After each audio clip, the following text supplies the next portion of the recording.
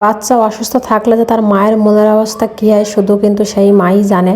হঠাৎ করে ইরার শরীরটা কাল রাত থেকে খুবই খারাপ লাগছে, আর আমারও মনটা এতটাই ভেঙে গেছে আর খারাপ লাগছে, সে কথা আর কি বলবো। বাচ্চাদের ওষুধ খাওয়ানোর ব্যাপারে যে সতর্কতা অবলম্বন করি তো সেটাও বলে দেবো আজকে। আর আগের ভিডিওটা কিন্তু শেয়ার করছিলাম, যেহেতু ইরার আগে একটা ওর ভাই ছিল, তো সে ভাইটা মারা গেছিল, তো সেই কারণে কিন্তু ইরার যখনই কিছু হয় না কেন আমার মনটা এত পরিমাণে ভেঙে যায়, সেটা বলার বাহিরে, ভাষায় আসলে প্রকাশ করা যাবে না এটা। কারণ যেহেতু আমার একটা বাচ্চা নেই, তো সেজন্য ইরার কিছু হলেই আমার মনের ভিতর যেন কেমন একটা করে ওঠে। যে মায়ের বুকের ধন হারিয়েছে সেই কিন্তু জানে যে হারানোর যন্ত্রণা আসলে কতটুকু, এর মতো অসহায় মুহূর্ত হয়তো পৃথিবীতে আর দ্বিতীয় নেই।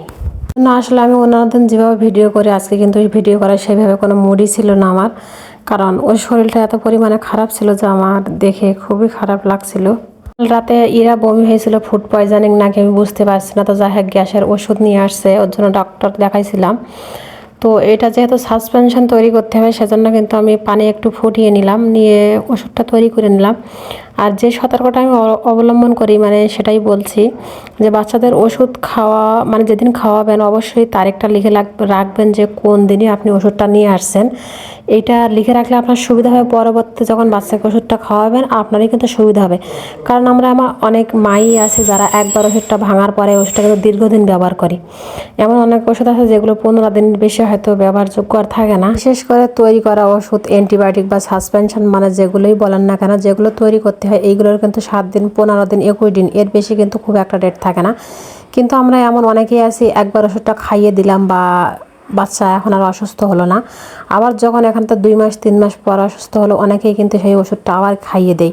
কিন্তু আসলে যখনই ওষুধ নেবেন না কেন ডাক্তারের কাছে একটু ভালো করে বুঝে শুনে নেবেন যে এই ওষুধটা আসলে কতদিন আমি ইউজ করতে পারবো ওষুধটা ভাঙার পরে। আমি সেই জন্য কিন্তু ইরা যখনই কোনো ওষুধ নিয়ে আসে আমি ওষুধের গায়ে কিন্তু যেদিন ওষুধটা ভাঙি সেই তারিখটা আমি লিখে রাখি, যাতে পরবর্তীতে আমার একটু সুবিধা হয় যে এটা আমি আর খাওয়াতে পারবো কিনা। আর আমি কিন্তু ডক্টর থেকে সবসময় জেনে নিই যে ওষুধটা আমি ওকে কতদিন ইউজ করতে পারবো, ব্যবহার করতে পারবো, খাওয়াতে পারবো। কারণ বাচ্চারা খুবই সেন্সিটিভ তাদের বিষয়গুলো, যেন মাকে কিন্তু একটু বেশি সচেতন হতে হয় বাচ্চাদের ব্যাপারে আর কি। তো যাই হোক আজকে তো বৃষ্টি হচ্ছে সারাদিন, কেন জানি কি হচ্ছে জানি না, কয়েকদিন তো রোদই হয়েছিল ভালো।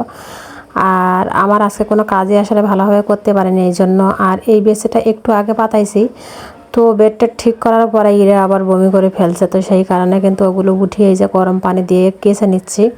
এমনিতে আমি সবসময় প্রায়শই গরম পানি দিয়ে কেচে নিই, কিন্তু বমি করছে যেহেতু সেজন্য ভাবতে যে আজকে কেচে গরম পানি দিয়ে অনেক সময় ভিজিয়ে রাখবো, রেখে তারপরে কেচে নিয়ে আসবো সেগুলো। ও ভয়েসটা দিয়েছি খুব একটা তাড়াহুড়োর মধ্যে, হয়তো কিছু কিছু জায়গায় মিস্টেক বা ভুল হতে পারে আমার।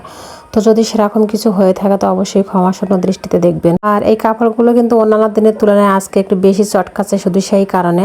তো সবাই ভালো থাকবেন, সুস্থ থাকবেন, আল্লাহ হাফেজ।